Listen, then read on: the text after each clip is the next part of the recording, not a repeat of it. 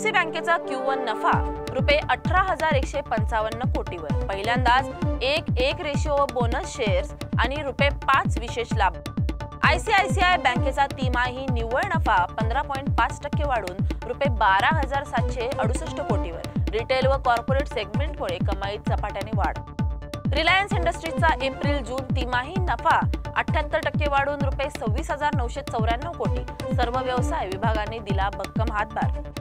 Motilal ओसवालने ICICI बँकेला दिलं buy rating, शेअरमध्ये 15% अपसाइडची शक्यता वर्तवली।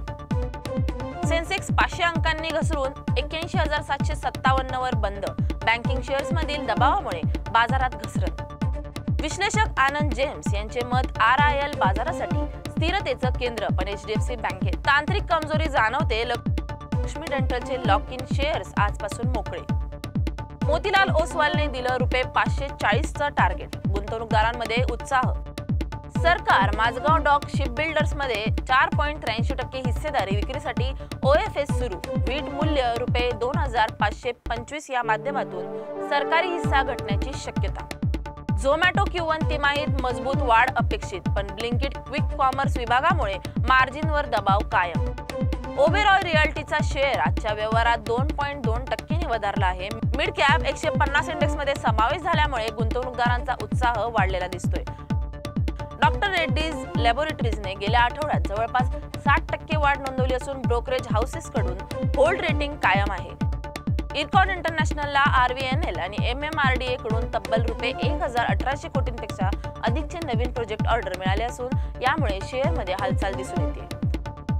IDBI बँक पुन्हा एकदा चर्चेत आहे, कारण सरकार आणि LIC कडून स्टेक विक्रीबाबत हालचाली सुरू असल्याची माहिती आहे। ओबेरॉय रिअल्टीच्या शेअर होल्डिंगमध्ये FIIचा हिस्सा थोडक्यात प्रमाणात घटला असून DII आणि रिटेल गुंतवणूकदारांचा सहभाग वाढला आहे। डॉक्टर रेड्डीचा स्टॉक सध्या तांत्रिक दृष्टिकोनातून थोडासा ओव्हरबोट झोनमध्ये असल्याने सावध गुंतवणूक सुचवण्यात येत आहे। इरकॉनच्या शेअरने मागील 6 महिन्यात 2.13% वाढ दाखवली असली तरी गेल्या एका वर्षात 34.5% इतकी मोठी घसरण नोंदवली आहे। आजच्या दिवसात eternal, IDBI, Oberoi realty, IRCON आणि डॉक्टर रेड्डी या कंपन्या आपले Q1 निकाल जाहीर करणार आहेत, त्यामुळे शेअरमध्ये अस्थिरता दिसू शकते। आजच्या ट्रेडसाठी स्टॉक्स टू वॉच यादीत Oberoi realty, doctor Reddy, IRCON, eternal आणि IDBI बँकेचा समावेश आहे। हडसन ॲग्रोचा शेअर आज उसळला, दुग्ध उत्पादनांतील मागणीमुळे FMCG क्षेत्रात गुंतवणूकदारांचा आत्मविश्वास वाढला। इंडिया मार्ट शेअर पुन्हा तेजीत, B2B मॉडेलवरील विश्वासामुळे Q1 आधीच गुंतवणूकदारांचा कल सकारात्मक।